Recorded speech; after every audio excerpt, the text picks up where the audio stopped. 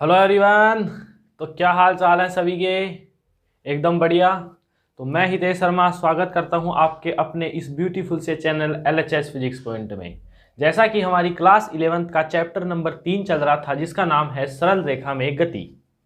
Last lecture बहुत ही interesting lecture था। उसमें हमने पढ़े थे इक्वेशन ऑफ मोशन कितने होते हैं, 3 होते हैं। आपको क्लियर समझ में आया होगा। उसको निकालने की विधि भी कितनी थी, 2 थी, आलेखीय विधि और कलन विधि। अब आलेखीय विधि से तो मैंने आपको उनको बता दिया था और आपके आसानी से समझ में आ गया था। उन बस केवल 2 पॉइंट आपको याद रखने थे। अब आती है कलन विधि। लेकिन कलन विधि को पढ़ने से पहले हम कुछ मैथमेटिक्स टूल पढ़ेंगे, मतलब कुछ गणितीय के जो प्रोग्राम्स है वो हम यहाँ पर देखेंगे, जैसे अवकलन और समाकलन। ये 2 टॉपिक हम आज पढ़ने वाले हैं। अब चूंकि कि स्टूडेंट 11th जो क्लास है उसमें बायो के भी होंगे और मैथ के भी होंगे, तो मैथ वालों को तो अवकलन समाकलन डिटेल से पढ़ेंगे। कहाँ पर? मैथमेटिक्स में भी, तो फिजिक्स में तो पढ़ना ही पड़ेगा। और बायो वालों को भी अवकलन और समाकलन पढ़ना पड़ेगा। लेकिन अब बायो वाले जो स्टूडेंट हैं वो बिल्कुल भी ना घबराएं कि हमें फिर से गणित में क्या डिटेल से जाना पड़ेगा। नहीं, हम डिटेल में नहीं चलेंगे। जितना हमारे को फिजिक्स में गणित की आवश्यकता है हम उतनी ही पढ़ने वाले हैं। समझ में आया? तो घबराने की कोई जरूरत नहीं है, केवल फॉर्मूले याद रखने हैं। जैसा कि लास्ट लेक्चर में मैंने आपको 2 पॉइंटों से ही तीनों गति के समीकरण बता दिए थे। बस जैसा मैं बोलूं वो आपको क्लियर कट याद रखना है और आपके डिफरेंशियल और इंटीग्रल जो है वो आपके क्लियर हो जाएंगे, मतलब अवकलन और समाकलन क्लियर हो जाएंगे। आपको फॉर्मूले याद रखने हैं, इतने तो मैं आपको करा दूंगा जहां तक फिजिक्स का आपका काम हो जाएगा। समझ में आया? तो कॉपी पेन निकाल लीजिए, नोट्स बनाना स्टार्ट करते हैं। तो हेडिंग डालिए अवकलन। सबसे पहले हम पढ़ते हैं अवकलन। जो जो इंपॉर्टेंट पॉइंट होगा मैं उसको अलग से लिखवाऊंगा और आपको वो तो याद रखना है। स्पेशल बायो वालों को तो वो क्या रखना है, याद ही रखना है। क्यों? क्योंकि मैथमेटिक्स वाले जो स्टूडेंट हैं वो तो पढ़ेंगे, डिटेल से पढ़ेंगे अवकलन समाकलन, उनको तो पढ़ना ही है। उनके बिना तो उनका जीवन ही नहीं है कुछ। लेकिन बायो वालों को तो छोड़ के आए हैं मैथ को, ठीक है? तो फिजिक्स कहती है कि आप आसानी से मैथ को नहीं छोड़ सकते। कैसे छोड़ोगे आप मैथ? जब तक फिजिक्स पढ़नी पड़ेगी तब तक आपको मैथ भी पढ़नी पड़ेगी। लेकिन बस अंतर इतना है कि यहाँ आप डिटेल से नहीं पढ़ेंगे। जितनी फिजिक्स मैथ मांगती है हम उतनी ही क्या करेंगे, उसको मैथ देंगे। ज़्यादा देने के बाद ज़्यादा माथापच्ची नहीं करेंगे। समझ में आया? चलिए, तो अवकलन क्या है, अवकलन को लिखते किस प्रकार से हैं, समझ में आया? किस प्रकार से क्वेश्चंस को हल करते हैं वो भी मैं बताऊंगा, और इसका उपयोग किस प्रकार से किया जाता है वो सभी हम चर्चा करेंगे। और आगे जितनी भी हम फिजिक्स पढ़ेंगे उनमें अवकलन समाकलन आते जाएंगे बीच बीच में, ठीक है? तो शुरू करते हैं हम अवकलन आज का टॉपिक।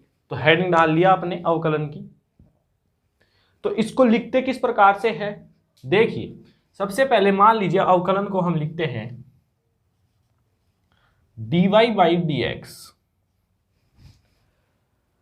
अब इसको पढ़ने का तरीका क्या है, बायो वाले स्पेशल ध्यान देंगे और मैथ वाले भी ध्यान देंगे। dy/dx इसको लिखते हैं y में परिवर्तन, y में परिवर्तन x के सापेक्ष, y में परिवर्तन x के सापेक्ष।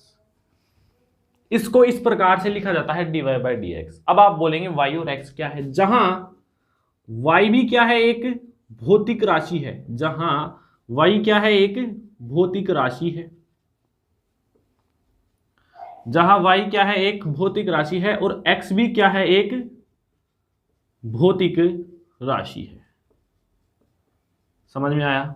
चलिए, अब dy/dx ही ऐसा नहीं है कि ये लिख दिया और पूरा अवकलन ही समाप्त हो गया। मैं एक पद ले रहा हूं dy/dx, अवकलन को लिखने का तरीका आपको बता रहा हूं, जहां y भी एक भौतिक राशि है, x भी एक भौतिक राशि है।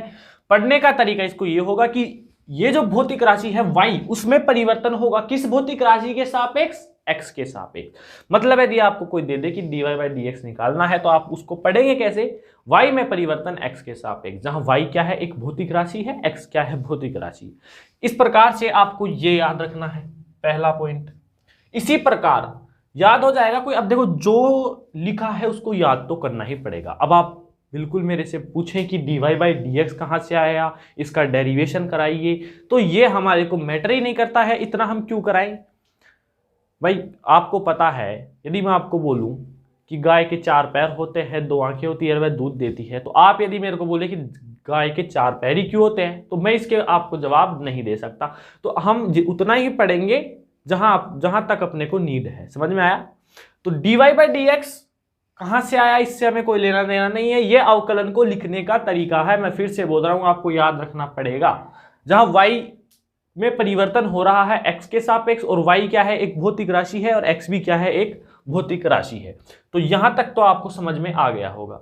अब देखिए, अब इसी प्रकार आप खुद बताएंगे कि यदि मैं लिख दूं, लिखने का तरीका बताया, यदि इसके अलावा कोई और आ जाए, जैसे मैं लिख दूं dx/dt, मान लीजिए क्वेश्चन आ गया dx/dt का, तो अब इसके अनुसार लिखेंगे। यहां क्या था, y में परिवर्तन, ऊपर y था, यहां क्या है, x, तो हम लिखेंगे x में परिवर्तन किसके सापेक्ष, बोलिए, t के सापेक्ष। बस आप एक याद रख लेंगे तो पूरा याद हो जाएगा। जहां x भी एक भौतिक राशि है, t भी एक भौतिक राशि है। समझ में आया? बस एक को याद रखना है। इसको पढ़ते कैसे हैं, y में परिवर्तन x के सापेक्ष, ये दे दिया, x में परिवर्तन t के सापेक्ष, और यदि आपके पास आ जाए dx/dy, इस बार मैंने इसका उल्टा कर दिया, तो ये क्या हो जाएगा, x में परिवर्तन y के सापेक्ष, x में परिवर्तन y के सापेक्ष। यदि और आ जाए, मान लीजिए आपके पास df/dy आ जाए, जहां f भी कोई मान लो भौतिक राशि है, तो f में परिवर्तन y के सापेक्ष। तो ये तो था अवकलन को पढ़ने का तरीका, लिखने का तरीका। ये तो आपको समझ में आ गया होगा। दोबारा देख लीजिए। सबसे पहले हम कोई भी मान लीजिए क्वेश्चन देगा हमारे को, तो हम इस प्रकार से वहां पर लिखेंगे। अभी हम खूब सारे एग्जाम्पल करने वाले हैं, डोंट वेरी। अवकलन आपके क्लियर होगा इस लेक्चर में, और बायो वाले बिल्कुल टेंशन ना लें। dy/dx है, y में परिवर्तन x के सापेक्ष, y भौतिक राशि, x भौतिक राशि। अब आपको कुछ भी दे दे, dx/dt दे दे, सीधा से याद रखना है x में परिवर्तन t के सापेक्ष, dx/dy x में परिवर्तन y के सापेक्ष, df/dy f में परिवर्तन y के सापेक्ष। समझ में आया? लिखने का तरीका, पढ़ने का तरीका समझ में आ गया। चलिए, एक काम आपको हो चुका है, तो एक काम आपको ये याद ही रखना है। अब दूसरी चीज अवकलन में आती है हमारे पास स्लोप। स्लोप, या हम उसको बोल सकते हैं ढाल, या हम उसको बोल सकते हैं झुकाव, और अंत में हम उसको बोलते हैं tan थीटा। और एक आपको ये याद रखनी है, देखिए ग्राफ बनाते हैं हम। ये मान लीजिए कोई ग्राफ है हमारे पास, किसमें, ये तो y अक्ष है, और ये कौन सा अक्ष है, x अक्ष है। ठीक है, समझ में आया? यहां पर कोई कर्व ले रहा हूं मैं, वक्र। ठीक है, इस प्रकार से ये क्या है, कोई वक्र है हमारे पास, ये मूल बिंदु है O। अब यहां पर मैं आपको बोल रहा हूं कि आप कोई बिंदु ले लीजिए, ये वाला, यहां पर मेरे को स्पर्श रेखा के द्वारा एक त्रिभुज बनाना है, और इस वक्र का झुकाव ज्ञात करना है, यानी स्लोप ज्ञात करनी है, tan थीटा ज्ञात करना है। तो सिंपल सी, यदि आपको एग्जाम में आता है कि tan थीटा कैसे ज्ञात करते हैं स्पर्श रेखा के द्वारा, ठीक है, स्लोप कैसे ज्ञात करते हैं, झुकाव कैसे ज्ञात करते हैं, तो सबसे पहले हम क्या करेंगे, प्रोसेस देखेंगे। ये तो आप बना लेंगे, वक्र खींच लेंगे। हम जो बिंदु, कोई भी बिंदु ले सकते हैं, यहां पर भी आप बना सकते हैं, यहां पर भी बना सकते हैं, यहां पर भी, यहां पर भी, यहां पर भी, वक्र में कहां पर भी आप बिंदु ले सकते हैं। उस बिंदु पर हमें एक स्पर्श रेखा डालनी है। ये रही हमारी स्पर्श रेखा, और इस स्पर्श रेखा के द्वारा हमें एक छोटा सा ट्राइंगल बनाना है, ये वाला। स्पर्श रेखा का मतलब कि जो कर्व को स्पर्श करे, जो कर्व को स्पर्श करे। समझ में आया? अब ये कर्व को स्पर्श कर रही है, ये वाला जो हिस्सा है उसका dx है, बहुत छोटा, x का बहुत छोटा हिस्सा। ये क्या है, dy है, y का बहुत छोटा सा हिस्सा, y का बहुत छोटा सा हिस्सा। बिल्कुल रटेंगे नहीं, समझिए क्या किया मैंने आपको बोल दिया tan थीटा निकालना है, मेरे को स्लोप ज्ञात करनी है। एक वक्र खींचेंगे। अब उस वक्र पर कोई सा भी आपको जहां अच्छा लगे वो बिंदु लीजिए, वहां पर एक स्पर्श रेखा खींचिए, और इस प्रकार से आप क्या बना लेंगे, ट्राइंगल बना लेंगे। अब यहां पर हम क्या ज्ञात करें, इसका झुकाव, यानी ये वाला कोण ज्ञात कर रहे हैं कि ये जो वक्र है ये x अक्ष के साथ कितना कोण बना रहा है। यदि ये यहां झुका होता तो कम कोण बनाता, यहां है तो ज्यादा है, और यदि ये ऐसे होगा तो x अक्ष के साथ अधिक कोण बनाएगा। मतलब हम इसकी झुकाव की ही क्या कर रहे हैं, चर्चा कर रहे हैं। तो देखिए, अब dx लिख दीजिए आप, dx क्या है, x का छोटा सा हिस्सा, x का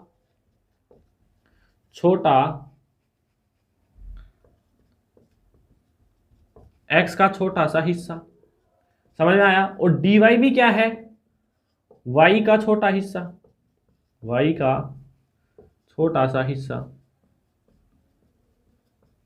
समझ में आया।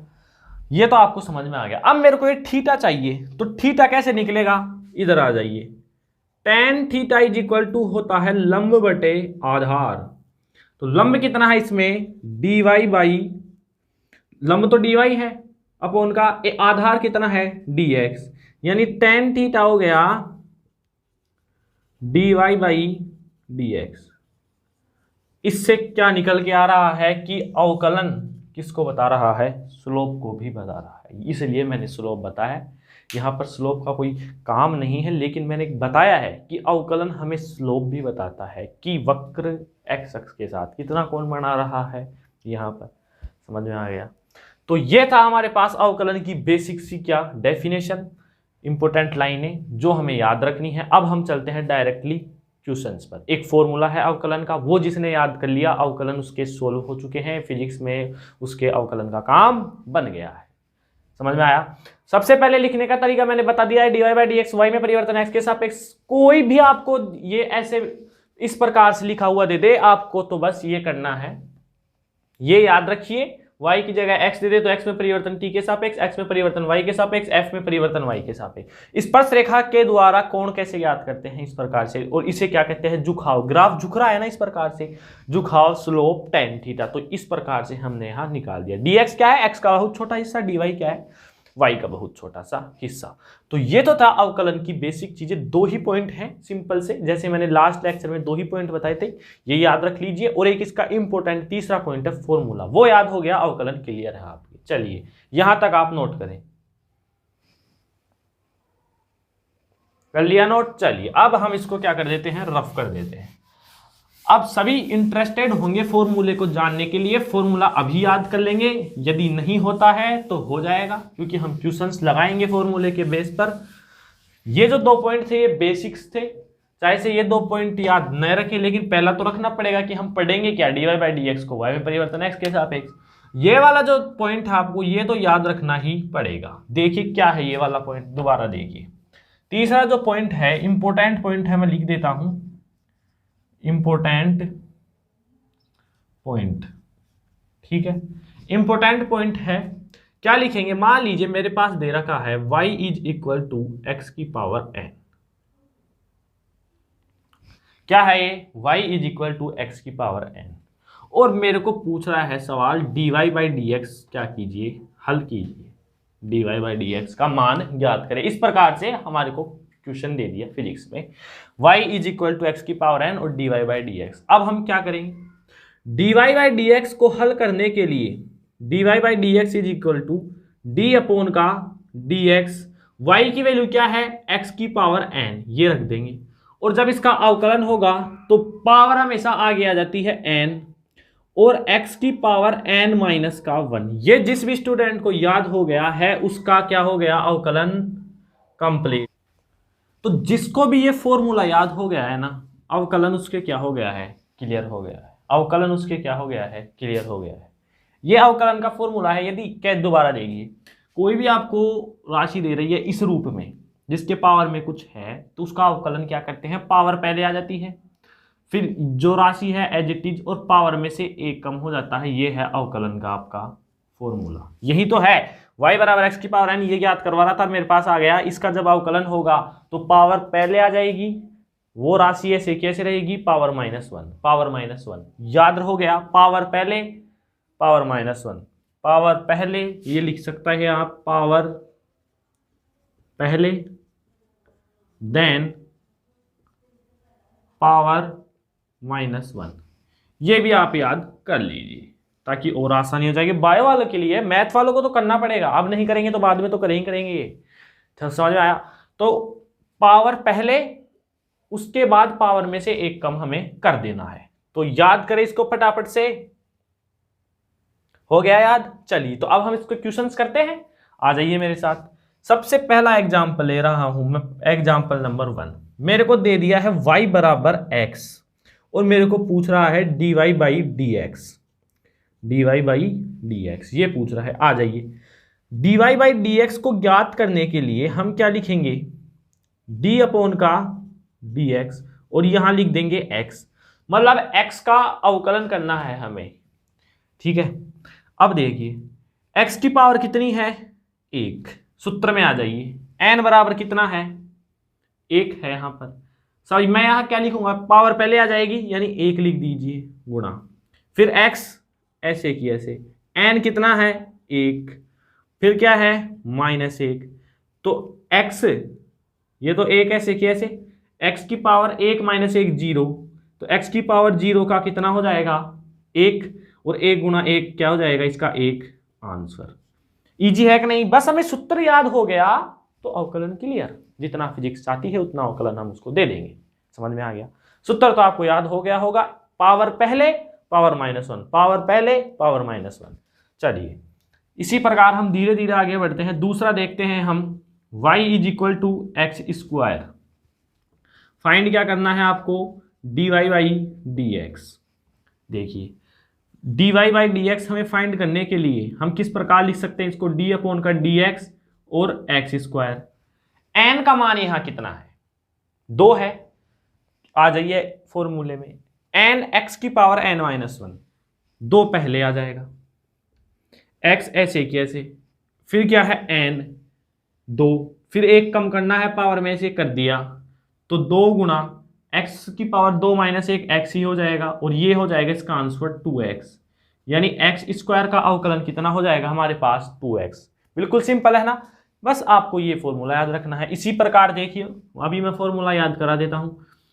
इसी प्रकार y बराबर दे दिया x की पावर 5, क्या होगा इसका, आप लिखेंगे dy by d x, d upon का dx x की पावर 5।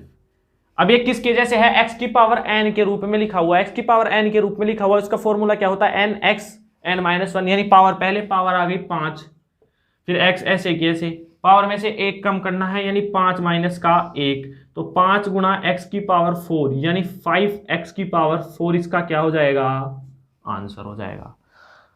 तो बायो वाले स्टूडेंटों को तो प्रॉब्लम हो रही नहीं होगी, मेरे को पता है, ना ही मैथ वाले को हो रही होगी। अवकलन अभी तक मैंने ऐसी कोई चीज बताई नहीं है ताकि आपको समझ में नहीं आए। समझ में आया, तो ये है अवकलन अपने। अभी और एग्जाम्पल करते हैं, थोड़े ऊपर लेवल की ओर चलते हैं, तो आप यहां तक नोट करें। चलिए, तो ये 3 बिंदु हैं जो आपको याद रखने हैं, 3 बिंदु हैं जो आपको याद रखने हैं। पहला, लिखने का तरीका याद हो गया है आपको, मेरे को पता है। दूसरा स्लोप, और तीसरा है इसका फॉर्मूला। फॉर्मूला तो याद रखना है, कहीं आप 2 याद रख ले तीसरा नहीं रखेंगे, होगा ही नहीं अवकलन, अवकलन बनेगा ही नहीं। अब देखिए मैं यहां पर इसका फॉर्मूला लिख देता हूं, x की पावर n का पावर पहले पावर में से 1 कम। अब देखिए चलते हैं, अब हम और क्वेश्चंस की ओर आगे बढ़ते हैं। अब थोड़ा सा मैं और ऊपर की ओर चलते हैं हम। कौन सा एग्जाम्पल था हमारा, कोई भी हो, देखिए अगला एग्जाम्पल देखिए आप, एग्जाम्पल्स चल रहे हैं। अब देखिए, अब मैं ले लेता हूं, मेरे को दे दिया y = √x।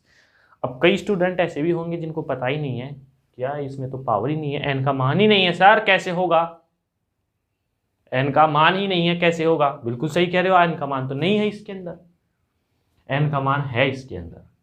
रूट का मान कितना होता है, 1/2। तो मैं इसको कैसे लिख सकता हूं, मेरे को ये पर्सन दे दिया कि y = √x और dy by d x find करना है, तो मैं लिखूंगा इसका आंसर। तो मैं इसको लिख सकता हूं y = x की पावर 1/2। वही बात है ये √x, रूट का मान कितना होता है, 1/2। याद रखेंगे रूट का मान कितना, ये भी बताना पड़ेगा क्या आपको, रूट का मान 1/2। ठीक है, बता दिया। तो y = x की पावर 1/2, अब पावर दिख गई, n का मान लिख लीजिए, चाहे से आप साइड में याद नहीं रहे तो 1/2। तो अब हम क्या लिखने वाले हैं, dy by d x, d upon का dx x की पावर 1/2 = पावर पहले 1/2 पावर ले आइए, x ऐसे की ऐसे, पावर में से 1 कम कर दीजिए। चलिए 1/2 ऐसे की ऐसे, जब 1/2 में से 1 जाएगा तो माइनस का 1/2 बचेगा, x की पावर माइनस का 1/2। अब जब भी कोई संख्या ऊपर माइनस की हो तो हम प्लस करने के लिए क्या ले जाएंगे, उसको भाग में ले जाएंगे, उसको क्या ले जाएंगे, भाग में ले जाएंगे।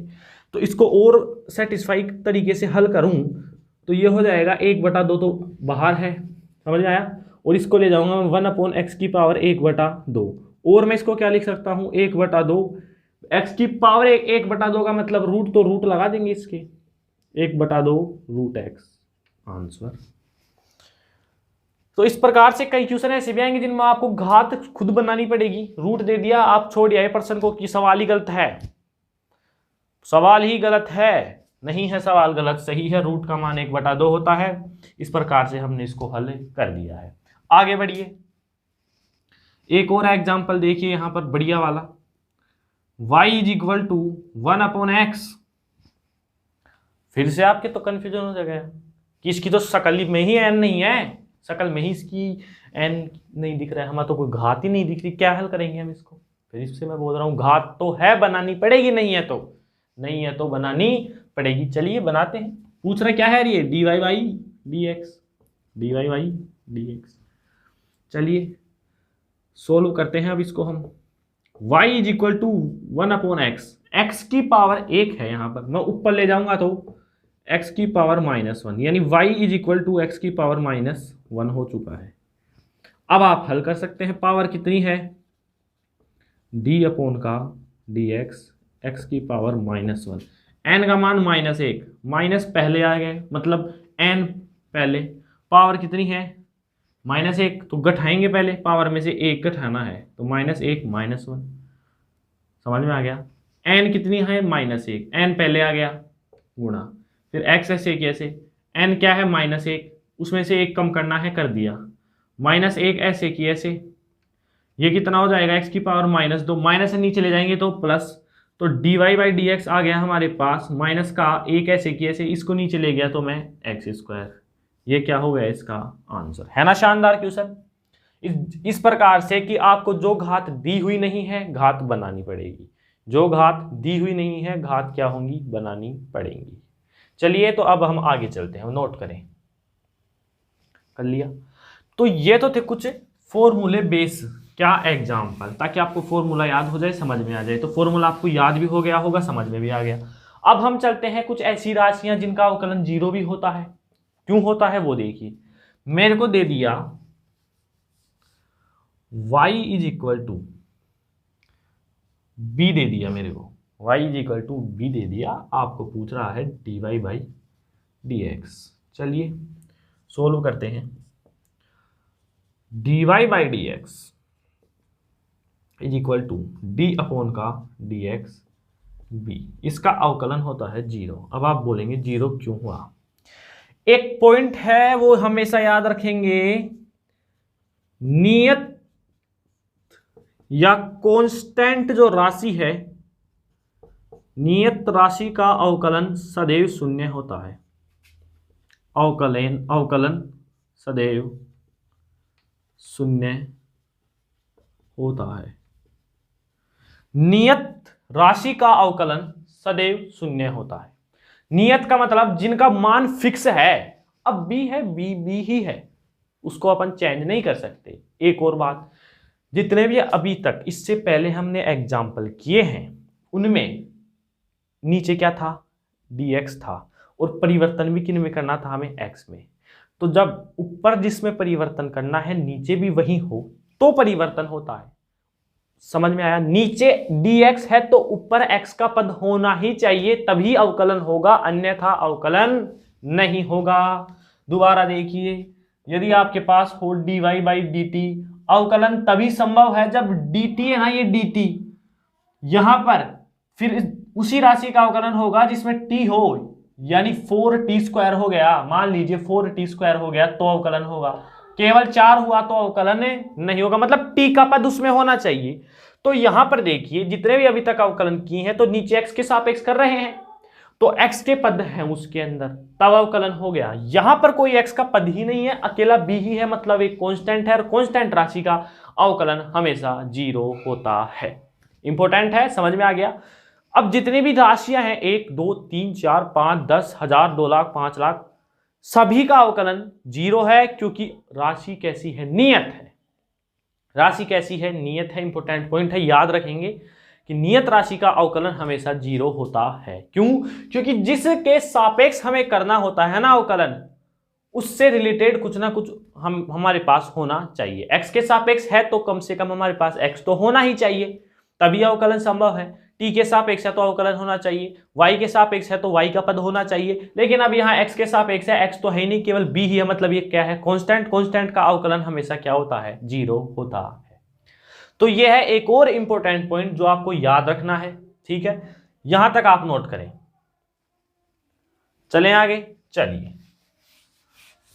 तो ये तो थे हमारे पास कुछ इस प्रकार के अवकलन। अब हम चलते हैं और बढ़िया अवकलन की तरफ। हमारे पास दे दिया है y, अब हम आगे लेवल के चलते हैं। y बराबर दे रखा है x4 plus x cube plus x square plus 3x। इसका आपको अवकलन करना है। अब आप बोलेंगे ये क्या आ गई, ट्रेन ही आ गई ये तो x की। नहीं, बिल्कुल इजी है, बिल्कुल इजी है। dy बाई क्या ज्ञात करना है हमें, dx ज्ञात करना है। देखिए कैसे करते हैं, सोल्व dy बाई dx ज्ञात करने के लिए d अपॉन dx, y का मान कितना है, x4 plus x cube plus x square plus 3x।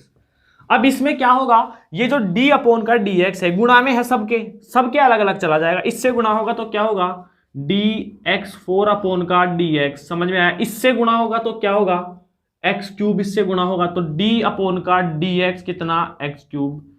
इससे गुणा होगा तो क्या होगा, d अपॉन का dx एक्स स्क्वायर प्लस, इससे गुणा होगा तो क्या होगा, d अपॉन का dx 3x। बस सिंपल सा। अब तो आप खुद ही कर लेंगे। यहां पर देखिए कि इससे गुणा हो रहा है तो dx4 अपॉन का dx, इससे होगा क्योंकि गुणा में है ना, कोष्टक बाहर है, ये इससे गुणा होगा तो ये। अब ये क्या हो गया, सब x की पावर n के रूप में बन गई, n x की पावर n माइनस 1। तो इसका क्या होगा, n कितनी है 4, n पहले आ जाएगा, x ऐसे कैसे पावर में से 1 कम, ठीक है, प्लस n पहले आ जाएगा, x ऐसे कैसे पावर में से 1 कम, n पहले आ जाएगा, x ऐसे कैसे पावर में से 1 कम।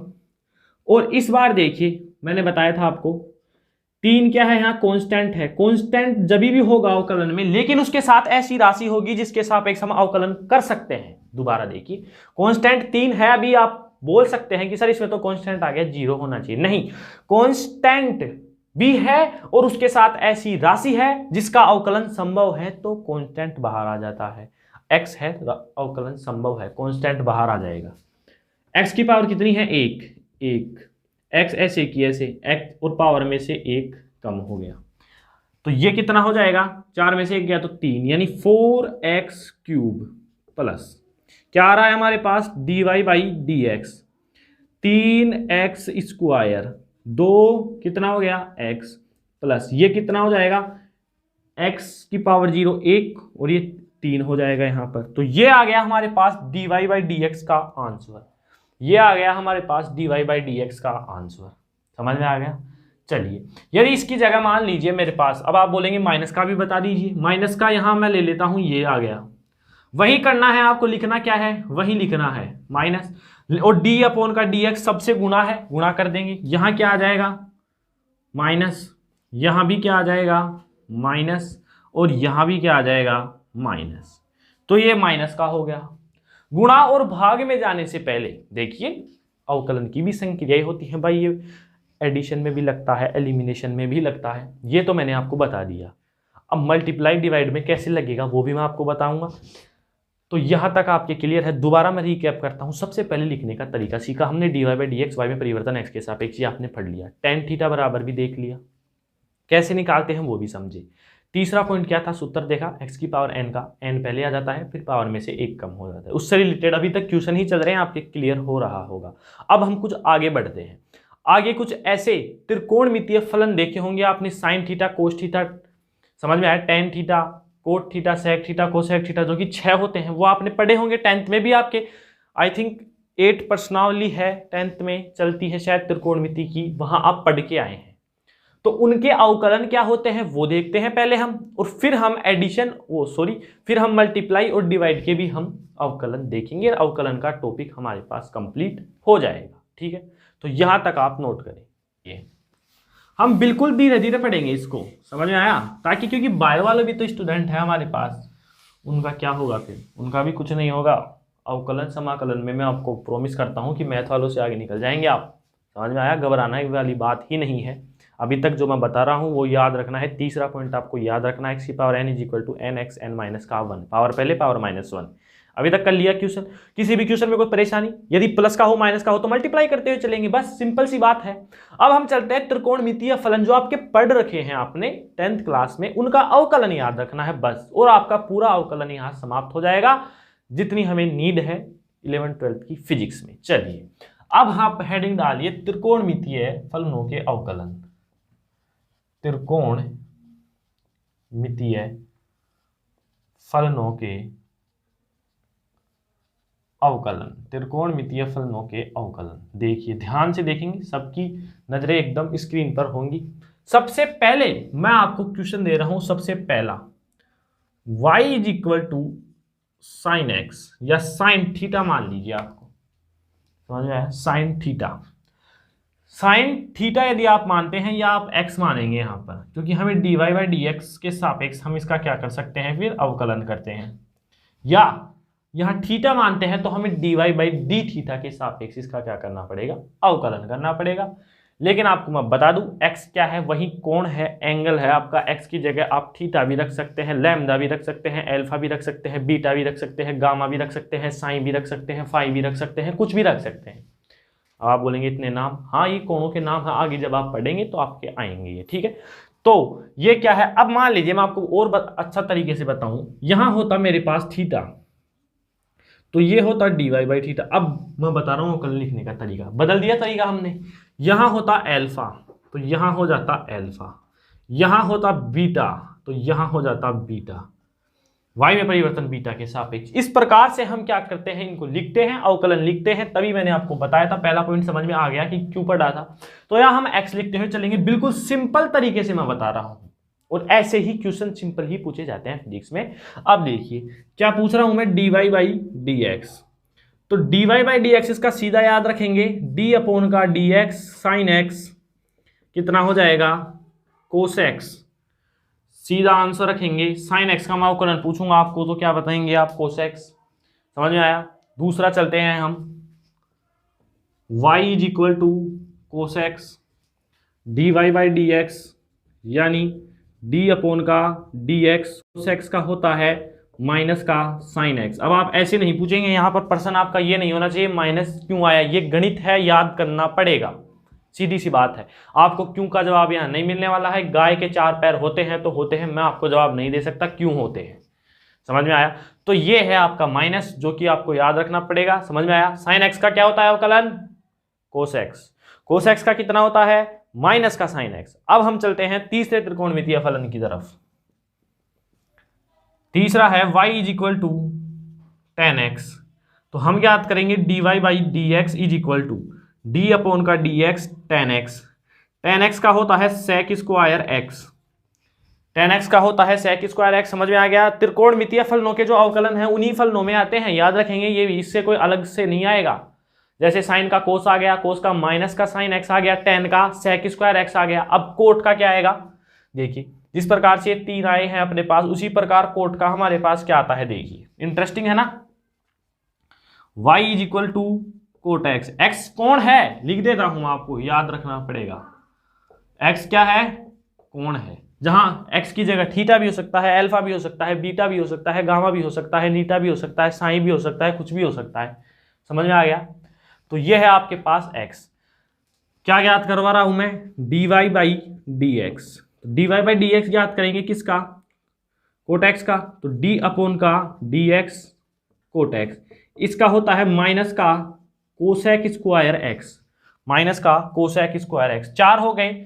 मैं दोबारा पूछता हूं आपको, साइन एक्स का अवकलन कोस एक्स, कोस एक्स का अवकलन माइनस का साइन एक्स, टेन एक्स का अवकलन sec square x, cot x का अवकलन माइनस का कोसेक स्क्वायर एक्स। ये आपको याद रखने हैं। कितने हो गए हमारे पास, 4 हो गए। अब हम चलते हैं पांचवे पर। पांचवा है हमारे पास sec x, ये है पांचवा। y बराबर दे दिया आपको sec x, तो dy बाई dx पूछ रहा है, तो d अपॉन का dx sec x का कितना होता है, sec x ऐसे की ऐसे और इसके साथ tan और गुणा हो जाता है, sec x tan x। ये हो गया आपका पांचवा। ये सीधे याद रखना है, इसमें आपको क्यों का जवाब नहीं मिलने वाला। ये ही क्यों हुआ, नहीं जी, ये हम आपको जवाब नहीं दे सकते हैं। गाय के 4 पैर होते हैं तो होते हैं, इसमें क्या है। अब आप बोलेंगे 2 ही होने चाहिए थे, तो आपके अनुसार प्रकृति नहीं चलती है, आपके अनुसार मैथमेटिक्स नहीं चलेगी। ठीक है जी, तो ये आपको याद रखना ही पड़ेगा। तो पांचवा हो गया y is equal to sec x, जिसका अवकलन होता है sec x tan x। अब आता है अंतिम हमारे पास cosec x। cosec x का क्या होगा, पांचवा है cosec x, y is equal to, तो dy बाई dx हो गया माइनस का cosec x और इसके गुणा में क्या हो जाएगा cot x। समझ में आ गया। तो ये है हमारे पास 6 त्रिकोणमितीय जो फलन होते हैं उनके क्या है, अवकलन आ चुके हैं हमारे पास। 6 त्रिकोणमितीय फलनों के क्या आ गए हैं, अवकलन आ गए हैं। तो दोबारा देखिए कि ये जो अवकलन है ना, ये आप त्रिकोणमितीय फलन तो पढ़ के आए हैं 10th में, लेकिन उनका अवकलन नहीं पढ़ा। अवकलन का मतलब परिवर्तन उनमें नहीं पढ़ा कि यदि मैं साइन एक्स में एक्स के सापेक्ष परिवर्तन कर दूं तो आंसर क्या आता है, कोस एक्स में एक्स के सापेक्ष परिवर्तन कर दूं तो क्या आता है, या साइन थीटा में थीटा के सापेक्ष परिवर्तन कर दूं तो क्या आता है। साइन एक्स में किया तो कोस एक्स आया, कोस एक्स में किया तो माइनस का साइन एक्स आया, टेन एक्स में किया तो सेक स्क्वायर एक्स आया, कोट एक्स में किया तो माइनस का कोसेक स्क्वायर एक्स आया। फिर अगला आया सेक एक्स में किया तो सेक एक्स टेन एक्स आया, और कोसेक एक्स में किया तो माइनस का कोसेक एक्स कोट एक्स आया। तो ये आपको 6 त्रिकोणमितीय फलन भी याद रखने हैं, जिनके अवकलन भी आपको याद रखने हैं। अब आपका जो अवकलन है लगभग पूरा हो रहा है। अब इसमें हम डिवाइड और मल्टीप्लाई और पढ़ेंगे, अवकलन आपका कंप्लीट हो जाएगा। दोबारा देखिए मुख्य बातें। तीसरा पॉइंट डेफिनेटली आपको याद रखना है, इसके बिना काम नहीं चलने वाला। क्या है, x की पावर n का अवकलन, पावर पहले पावर -1। चलो ये याद हो गया, इससे रिलेटेड क्वेश्चन भी किए हैं हमने, वो भी आपको समझ में आ गया। फिर आता है हमारे त्रिकोणमितीय फलन, आराम से याद रखेंगे। बायो वालों को कोई प्रॉब्लम है नहीं होनी चाहिए। चलिए यहां तक आप नोट करें, कर लिया नोट। चलिए अब इसके बाद 2 हमारे पास ऐसे अवकलन भी हैं। वैसे 3 अवकलन ऐसे होते हैं 3 राशियों के जो हमें याद रखने होते हैं, जिसमें से एक तो मैंने आपको बता दिया, नियत राशि का अवकलन 0 होता है। क्यों होता है वे भी मैंने बता दिया। फिर आता है हमारे पास एक आता है, यदि आपको दिया हुआ है y is equal to log x, तो log x का अवकलन क्या होता है, dy बाई dx यदि मैं करता हूं d अपॉन का dx log x, तो log x का अवकलन होता है 1 अपॉन x। ये भी आपको याद रखना है, डायरेक्टली याद रखेंगे। देखिए हम इसमें डिटेल में नहीं जाना चाहते हैं, क्योंकि हमारे जिस चीज की नीड ही नहीं, हम क्यों जाएंगे डिटेल में, जाएंगे ना आगे क्वेश्चंस में जाएंगे, डेरिवेशंस में जाएंगे, जैसा कि हम पिछले जितने भी लेक्चर पढ़े हैं उनमें गए हैं। तो log x का जो अवकलन होता है 1 अपॉन x, सीधा याद रखेंगे, हो जाएगा याद। चलिए इसके बाद आता है एक और, y इज इक्वल टू ई की पावर x। अब y इज इक्वल टू ई की पावर x का dy बाई dx यदि मैं निकालूं तो d अपॉन का dx ई की पावर x, इसका अवकलन ई की पावर x ही होता है। ये तो आपको याद हो जाएगा, बिल्कुल अभी हो गया होगा। ई की पावर x का अवकलन ई की पावर x, सेम ई की पावर x का ई की पावर x। तो ये थे हमारे पास कुछ अवकलन जिनको आपको याद रखने हैं। अब हम चलते हैं डिवाइड और मल्टीप्लाई में, आप यहां तक नोट करें। कर लिया नोट। चलिए तो गुणन विधि देखिए, अवकलन की गुणन विधि, जो एडिशन थी वो बता दी मैंने आपको। क्या है, गुणा करना है, सब में माइनस आ जाए तो भी गुणा करना है। गुणन विधि देखिए, गुणन विधि देखिए, गुणन विधि क्या है, क्वेश्चन है आपके पास sine x into x, sine x into s, sorry sine x, या इसकी ऐसे लिख सकते हैं x गुणा साइन एक्स। ये आपको क्वेश्चन आ गया। क्वेश्चन ऐसे नहीं देगा, मैंने तो आपको गुणा शो कर दिया है। क्वेश्चन आएगा x sine x is equal to y, find the value of dy by dx, ऐसे आता है क्वेश्चन। अब आप चलेंगे, ये क्या है, क्वेश्चन है कोई, x का अवकलन कितना होता है अब आप बोलेंगे एक्स की पावर 1 है तो पावर पहले 1 माइनस 1, एक्स की पावर 0 1, यानी साइन एक्स का, और साइन एक्स का कितना हो जाएगा कोस एक्स, आपका आंसर होगा कोस एक्स। मेधावी छात्र हैं आप, बोल सकते हैं ऐसे, लेकिन ऐसा नहीं होगा। याद रखेंगे दो फलन गुणा में है और एक्स के सापेक्ष करना है तो गुणन विधि लगती है। जब भी दो फलन गुणा में हो और जिसके सापेक्ष कर रहे होते हैं तो गुणन विधि लगती है। दोबारा बोल रहा हूं, जब भी दो पद गुणा में हो और उन्हीं के सापेक्ष अवकलन करना हो, एक्स भी एक्स का है, साइन एक्स भी एक्स का है और अवकलन परिवर्तन भी एक्स के सापेक्ष करना है, तो वहां पर गुणन विधि लगती है। ऐसा नहीं कि एक्स का तो क्या होता है 1, साइन एक्स का कोस एक्स, सिंपल हटाओ कोस एक्स आ गया आंसर।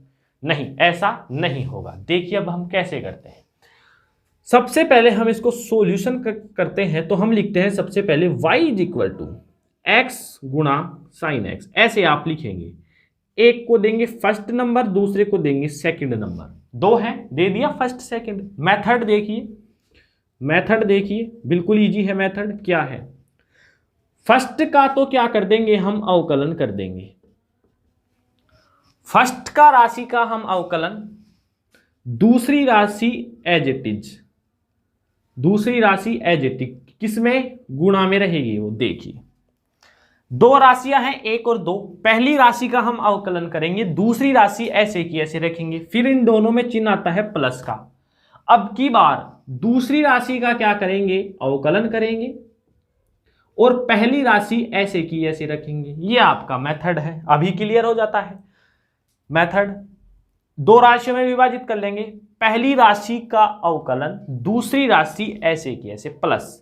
अब देख लेंगे ना, आप यहां तक पहुंच गए तो ही समझ में आ गया, पहली का अवकलन दूसरी को ऐसे की ऐसे रखा। अब आप देख लेंगे कि कौन सी राशि का अवकलन नहीं हुआ है जी, दूसरी का, तो दूसरी का अवकलन कर दीजिए। पहली का हो चुका है तो पहली एज इट इज। देखिए dy बाई dx मैं फाइंड करने जा रहा हूं, पहली का अवकलन, x का अवकलन कितना होता है, x की पावर 1, पावर पहले 1 माइनस 1 0, x की पावर 0 का मान 1, यानी x का जो, और यदि डिटेल से लिखूं तो पहली का अवकलन यानी d अपॉन का dx x और sine x as it is हो गया प्लस, दूसरा एज इट इज हो गया प्लस, दूसरे का अवकलन d अपॉन का dx साइन x, दूसरे का क्या हो गया अवकलन गुणा, पहला एज इट इज, पहला क्या है x एज इट इज हो गया।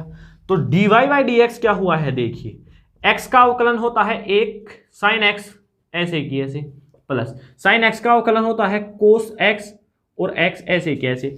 तो dy बाई dx मेरे पास आ रहा है साइन x प्लस x कोस x। तो ये था आपका गुणन विधि, जिसके रिलेटेड एक एग्जांपल लिया है। पहले का अवकलन दूसरा एज इट इज प्लस, दूसरे का अवकलन पहले का एज इट इज। समझ में आ गया क्या किया है। मेथड देखिए, दो राशियों में विभाजित कर लेंगे, पहले का अवकलन दूसरा एज इट इज प्लस दूसरे का अवकलन पहला एज इट इज। समझ में आ गया। तो इस प्रकार से आप क्या करेंगे अवकलन करेंगे, यहां तक आप नोट करें क्या होगा। चलिए आगे चलिए। तो ये मेथड जरूरी होते हैं, कॉन्सेप्ट जरूरी होते हैं, यदि वो आपको याद हैं तो आप क्लियर कर लेंगे। जिस प्रकार से यदि आपको कोई बोल दे अवकलन कीजिए, अवकलन का आपको फॉर्मूला ही नहीं पता है तो आप कैसे करेंगे। इसी प्रकार गुणन विधि में भी कॉन्सेप्ट है। अब आती है अपनी लास्ट भाग विधि। भाग विधि में भी क्या है बोलिए, कॉन्सेप्ट है। भाग विधि में भी क्या है, कॉन्सेप्ट है। तो ये है भाग विधि। अब भाग विधि का मतलब आप समझ गए हैं कि आपको भाग में पद दिए हुए होंगे, जैसे y इज इक्वल टू आपको दे दे, मान लीजिए वही एग्जांपल लेते हैं, साइन एक्स अपॉन का एक्स क्यूब ले लीजिए। इस बार साइन एक्स अपॉन का एक्स क्यूब ले लीजिए। मेरे को चाहिए डी वाई बाई कितना, डी एक्स। अब d y by d x method यहाँ बता देता हूँ मैं, मेथड यहाँ पर बता देता हूँ भाग विधि का क्या है। भाग लगा देंगे हम सबसे पहले, भाग विधि है तो नीचे क्या है, हर का वर्ग, मतलब हर का जो नीचे जो हर है ना उसका क्या करेंगे हम स्क्वायर। या दोबारा देखिए, इसको छोटे शब्दों में यदि मैं बताना चाहूँ तो इसको तो मैं क्या दे दूंगा फर्स्ट और इसको दे दूंगा मैं सेकंड। तो सेकंड का क्या होगा square, second as it is d upon का डी एक्स, फर्स्ट का क्या होगा अवकलन। फिर इस बार माइनस चिन्ह आता है, फर्स्ट का अवकलन हो चुका, फर्स्ट एज इट इज रहेगा, अवकलन किसका होगा, सेकंड का होगा। तो ये है आपके पास मेथड। अब हम इस पर चलते हैं तो देखिए dy/dx फाइंड करना है, पहला दूसरा, दूसरे का क्या है स्क्वायर है, x की पावर क्यूब का स्क्वायर करूंगा तो x की पावर 6 आएगी। फिर दूसरा ऐसे कैसे, दूसरा x, या इसको मैं ऐसे ही लिखता हूं, अभी x लिख दिया। अब ये क्या है, सेकंड के क्या है x क्यूब, तो x क्यूब ऐसे कैसे है d/dx। फर्स्ट का क्या करना है हमें, अवकलन, साइन x का अवकलन कितना होता है कोस x माइनस, इस बार फर्स्ट ऐसे की ऐसे, फर्स्ट क्या है साइन x, ऐसे की ऐसे हो जाएगा। सेकंड का क्या हो जाएगा अवकलन, x क्यूब n बराबर 3 है तो पावर पहले और पावर माइनस का 1, 3 माइनस 1 यानी कितना हो जाएगा 2 हो जाएगा। तो इसका अवकलन हमारे पास हो जाता है dy/dx is equal to x cube cos x minus का 3x square sine x upon का x की पावर कितना हो गया हमारे पास 6 हो गया है, अपोन का x की पावर कितना हो गया है 6। यदि आप इसको और हल करना चाहें तो इसमें से x स्क्वायर कॉमन भी आ रहा है, ऊपर से x स्क्वायर कॉमन आ गया तो यहाँ तो क्या बच गया x कोस x माइनस यहाँ क्या बच गया 3 साइन x, और नीचे क्या है x की पावर 6। इससे जब ये कैंसिल होगा तो 4 ही बच जाएगा हमारे पास, ठीक है। तो हमारे पास आ जाएगा ये x कोस x माइनस का 3 साइन x अपोन का कितना x की पावर 4। ये इसका क्या आ चुका है, आंसर आ गया है, ठीक है स्टूडेंट्स। तो ये होते हैं यहाँ पर हमारे अवकलन पूरे, और जब हम आगे बढ़ेंगे और भी यदि कोई अवकलन आता है तो हम वहां पर भी डिटेल से चर्चा करेंगे। रटने में दूंगा नहीं आपको, बायो वाले स्टूडेंटों को भी नहीं रटना है। समझ में आ गया होगा, किया कुछ भी नहीं है, आपको मैं बता दिया हूं कि पहला पॉइंट आपको याद रखना है, तीसरा पॉइंट जो था, पहला तो ये याद रखना ही पढ़ते कैसे है, तीसरा था फॉर्मूला, वो याद रखेंगे तो आपके सारे क्वेश्चन सोल्व हो जाएंगे। अब आती है इनकी प्रयोग किस प्रकार से करते हैं, गुणा पर, भाग पर, जोड़ पर या माइनस पर। तो जोड़ पर सीधा होगा, माइनस पर भी सीधा होगा। गुणा में हमने क्या सीखा, देखो त्रिकोणमितीय जितने भी फलन है उनके अवकलन मैंने आपको बता दिए, वो याद रखने हैं। और गुणा में भी मेथड है तो भाग में भी क्या है, मेथड है। मेथड याद रहेगा तो आप आसानी से कर लेंगे। तो आज आपका काम क्या है, आप इनको याद करेंगे और प्रैक्टिस करेंगे जितना हो सके उतना। बायो वाले मैथ की बुक ले सकते हैं, ठीक है, वहां पर अवकलन के क्वेश्चन मिल जाएंगे। आप जितना हो सके उतनी क्या करेंगे, प्रैक्टिस करेंगे, ठीक है। तो अब हमारा चलेगा समाकलन, जो कि लेक्चर बड़ा हो चुका है ऑलरेडी, तो समाकलन को हम अगले लेक्चर में कवर करते हैं। तो उम्मीद करता हूं आज का लेक्चर आपको समझ में आया होगा। तो तब तक के लिए आप पढ़ाई करते रहें, मिलते हैं एक नए लेक्चर के साथ। All the very very best.